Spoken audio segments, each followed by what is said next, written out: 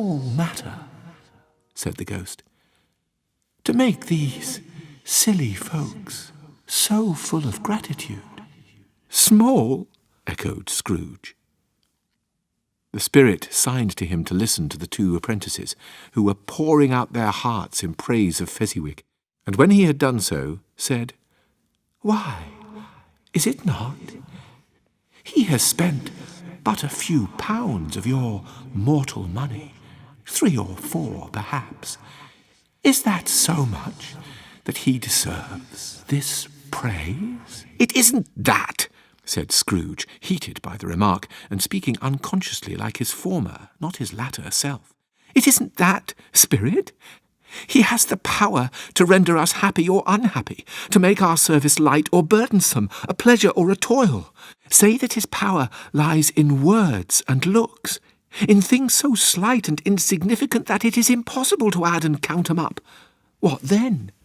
The happiness he gives is quite as great as if it cost a fortune. He felt the spirit's glance and stopped.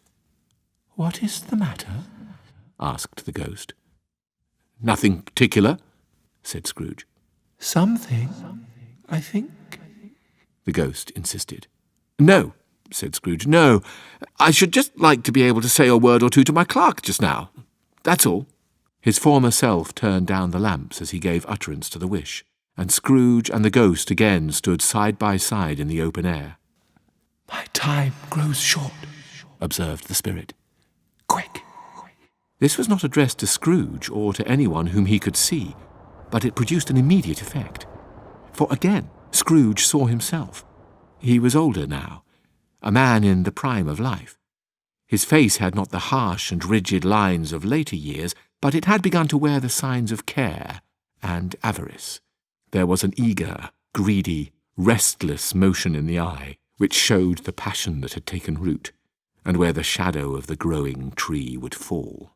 He was not alone, but sat by the side of a fair young girl in a mourning dress, in whose eyes there were tears, which sparkled in the light that shone out of the ghost of Christmas past.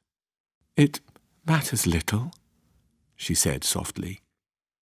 To you, very little. Another idol has displaced me, and if it can cheer and comfort you in time to come, as I would have tried to do, I have no just cause to grieve. What idol has displaced you? He rejoined. A golden one. This is the even-handed dealing of the world, he said. There is nothing on which it is so hard as poverty, and there is nothing it professes to condemn with such severity as the pursuit of wealth. You fear the world so much, she answered gently.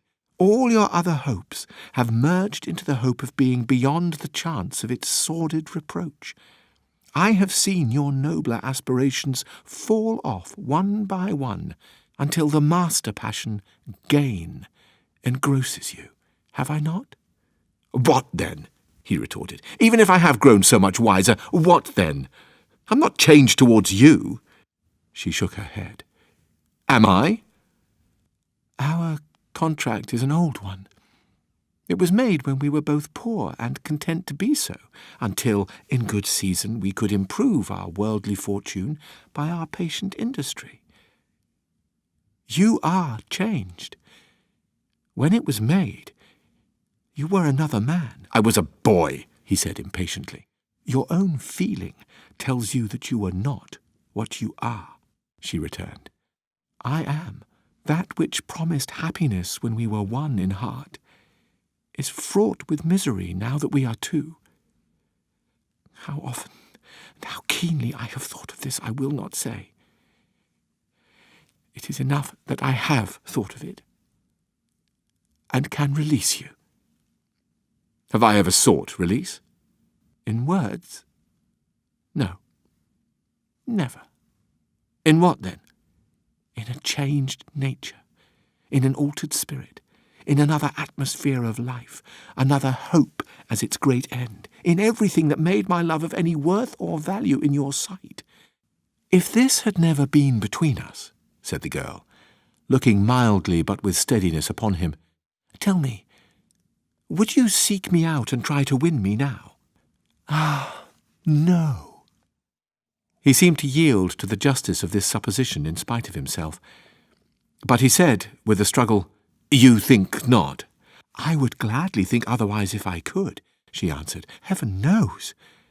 When I have learned a truth like this, I know how strong and irresistible it must be. But if you were free today, tomorrow, yesterday, can even I believe that you would choose a dowerless girl, you who, in your very confidence with her, weigh everything by gain? Or, choosing her, if for a moment you were false enough to your one guiding principle to do so, do I not know that your repentance and regret would surely follow? I do. And I release you, with a full heart, for the love of him you once were." He was about to speak, but with her head turned from him, she resumed, "You may, the memory of what is past half makes me hope you will, have pain in this.